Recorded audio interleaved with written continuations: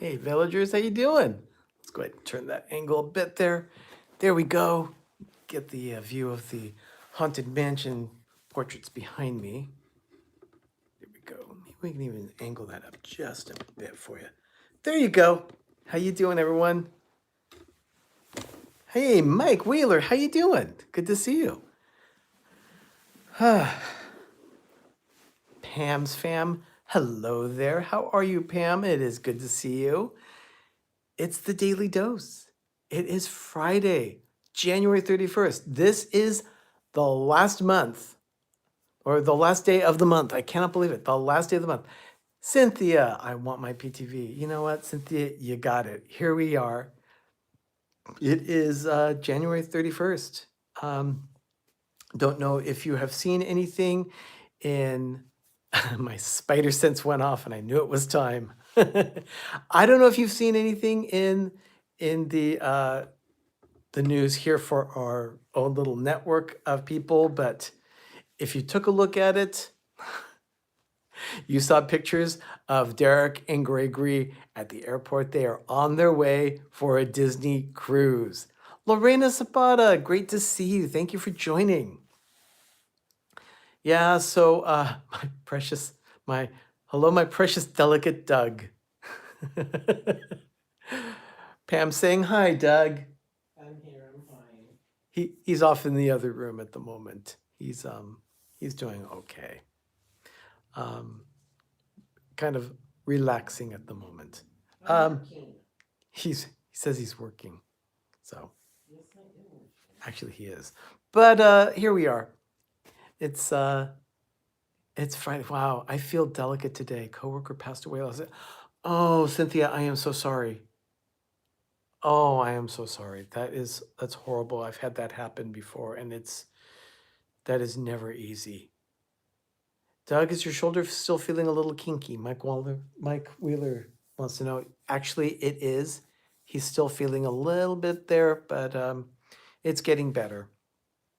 I was gonna say I'm always kinky, but I don't want to say that. It's his back is always a little kinky, so. But sometimes it's better than others. It is time for the Daily Dose. It's January 31st. And I'll be honest with you, not much happened on this day, but we'll go ahead and spend this time together anyway. So we'll go ahead and talk about it. I have my little notes right here. First one I want to talk about is a couple gentlemen by the name of Frank Thomas and Ollie Johnston. Frank and Ollie, they are two of the 9 old men. And this one came courtesy of Rob Fuzz. He sent me a little link earlier today and said, hey, take a look at this. This is for the broadcast. And I said, it's on the list now. 1978, Frank Thomas and Ollie Johnston retired from the Walt Disney Company in 1978. They did it on the same day. They were great friends and they were great colleagues. They did a lot of work together and they brought a lot of joy to millions of people all over the world. Frank Thomas and Ollie Johnston retired on this day, January 31st, 1978. That's pretty cool. And here's something else. When Michael Eisner and Frank Wells and all the other people came over to the Walt Disney Company in 1984, they said that they were going to start doing things differently.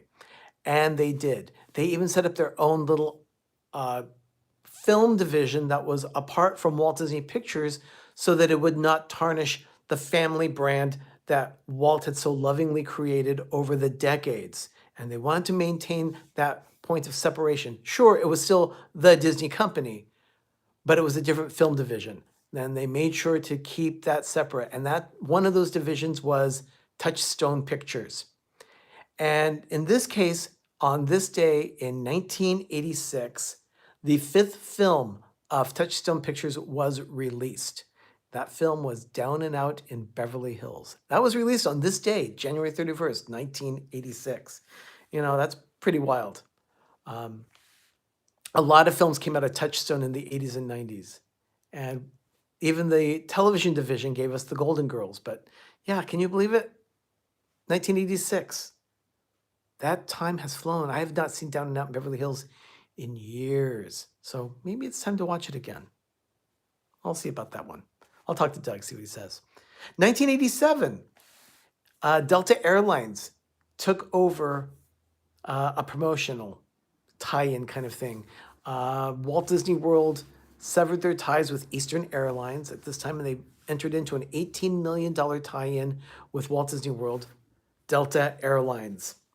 They replaced Eastern Airlines as the official airline of Walt Disney World. And at that point, Delta also started sponsoring an attraction at Magic Kingdom. That was 1 year after I was born, not even. Mike.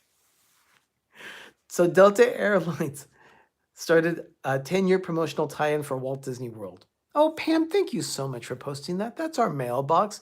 If you've ever considered sending us a postcard or anything, we don't expect anything, but it's always nice to get mail. So we're there at Pepper Tree Villa. It's at 1155-C Arnold Drive, Suite 504, Martinez, California, 94553. So thank you so much.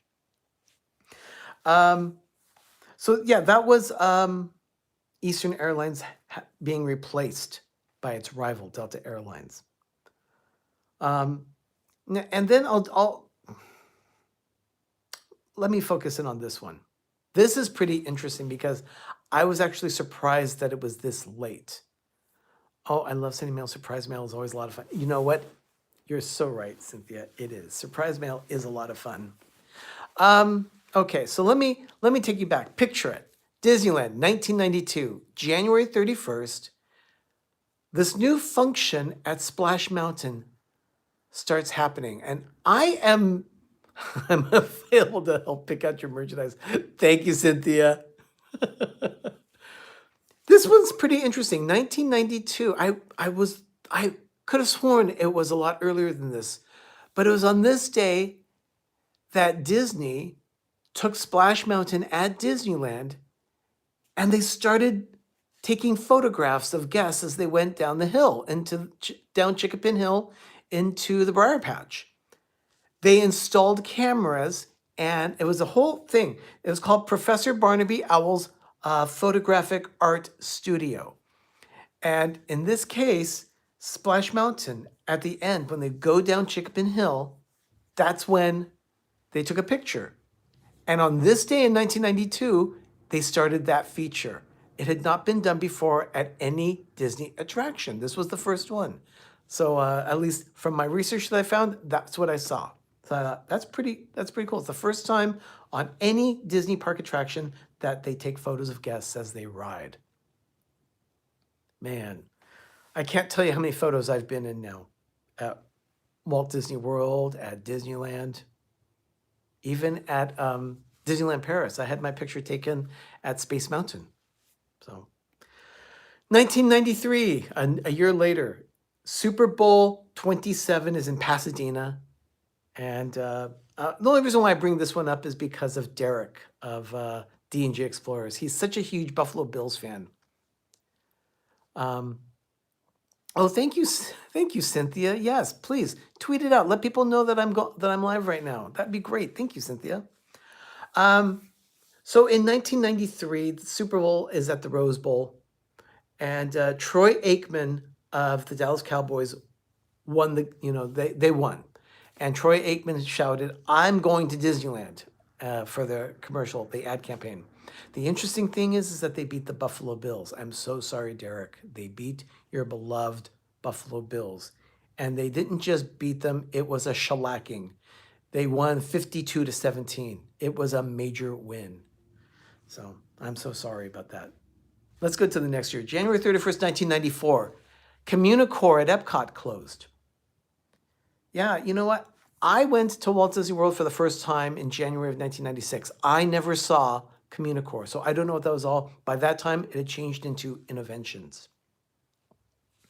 So Innoventions happened some 9 months, 9 months later. It opened in September of 1994. So I only saw Innoventions. So that was then. 1998, January 31st, 1998, people walking in Magic Kingdom finally see Cinderella Castle in its normal state. Now, why do I say that? Because just some 15, 16 months prior, it was a birthday cake. Walt Disney World was celebrating its 25th anniversary, and it was painted to a lot of people what they said Pepto-Bismol pink. Personally, I loved the birthday cake for 25 years. The candles that were there on top of the turrets of the castle, and then the candles that were lined up in front of the castle. I liked it. I thought it was a cute look. 25 years. That was a big deal. But on this day, Dougie, Mr. Walter Gramps himself, thank you for joining the stream today. Oh, you're ordering? Oh, look at that. Mike Wheeler says he's ordering a hat tomorrow. His I Want My PTV hat. Oh, Mikey. Yeah, Doug likes that. Thank you, Mike. Thank you so much. Appreciate it. So Mike's buying his hat. Is anyone else buying a hat? Let me know. 2002, on January 31st, I need to order some PTV things. I like things. Dougie, I like things too. You know what? Here. Should I do it? Yeah, you know what? I'll do it briefly. Here, let me show this to you. See that closet right there?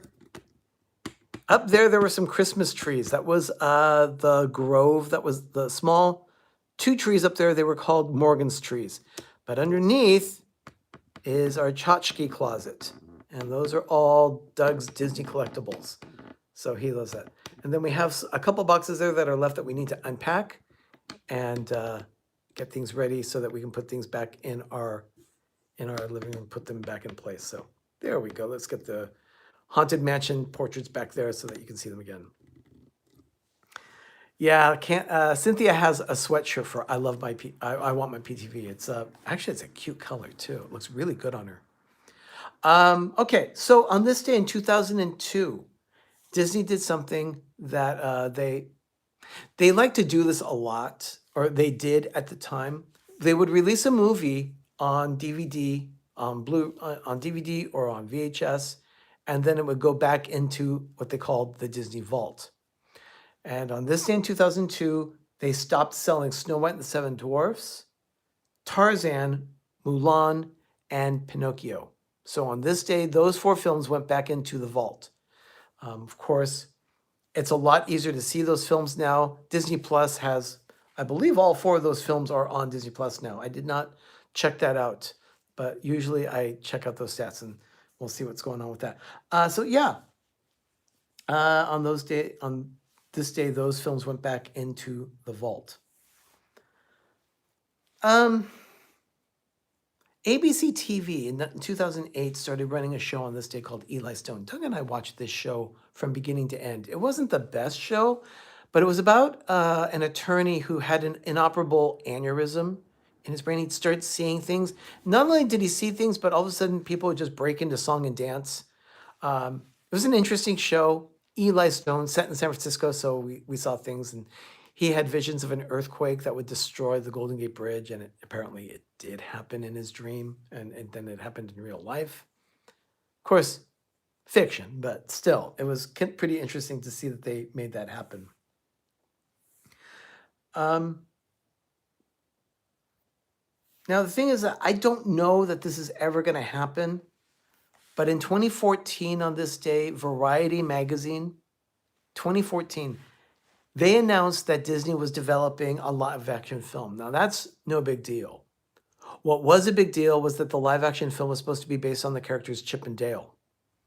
And I don't recall ever seeing anything in development for Chip and Dale. Of course, this was 6 years ago that they said this. Who knows? They probably shelved the project, but it's interesting that I saw that in my research. Just never really thought about it. Yeah, Chip and Dale. I mean, I think it's a cute idea, but chipmunks, we're still on squirrel watch, by the way. We're still trying to trap that second squirrel. We saw the squirrel on the fence earlier today. It's almost taunting Doug. It's been very frustrating, but hopefully we'll be able to catch that second squirrel and relocate it. So Far away. yeah, far away in like 3 or 4 miles from now. Oh, thank you, Cynthia. I enjoy the research too. I enjoy finding out different things about it too. So it's fun for me to bring this information to you. And Mike Wheeler says, keep the squirrels away from Keith. Yeah, Squirrel Watch 2020. Well, I would like to thank everyone for being here today. My moderators, thank you so much for doing what you do. I really appreciate it. My support channels, D&G Explorers, Two Real Geeks, Rob Fuzz, and the Orlando Guy. Thank you so much for all you do for us.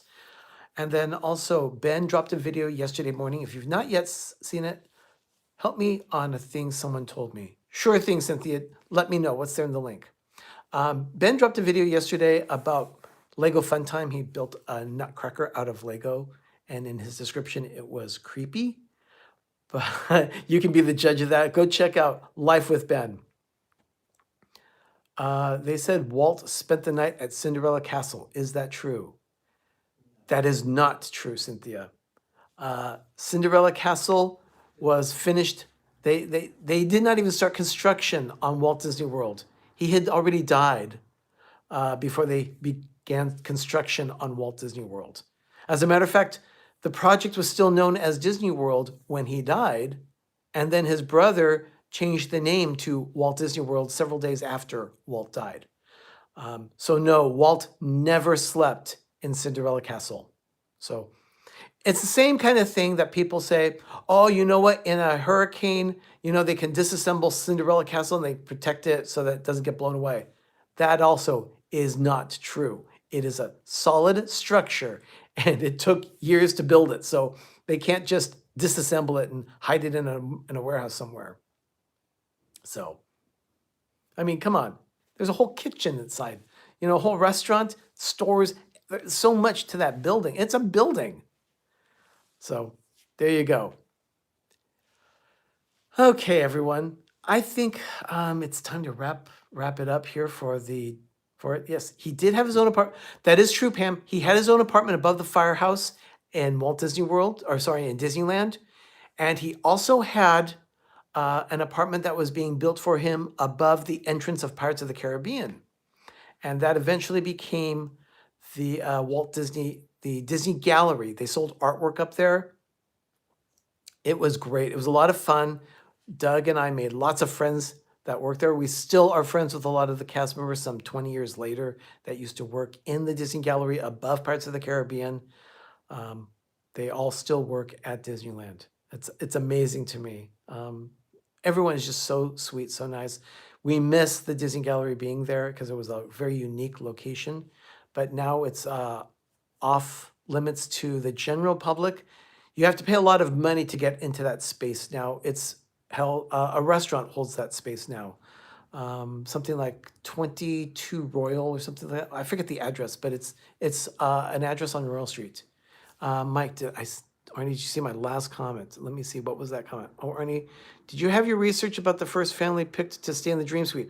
Oh, you know what? I skipped over that one, Mike. Yes, I did have that in my information. So yeah, there was a family that stayed in the Dream Suite at Disneyland, in that space. Let me see if I can find it here, because I did have that. It was like 2008 or something, or 2007. That's right, 2008. A family,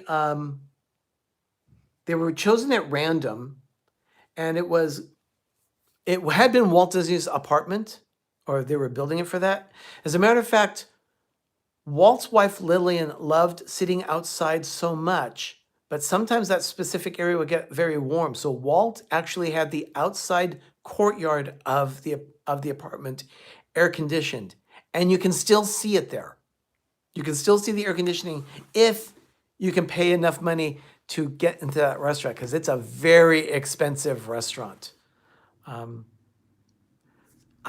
I've seen, let's see, who was it? The Disney Food Blog, I believe, did it.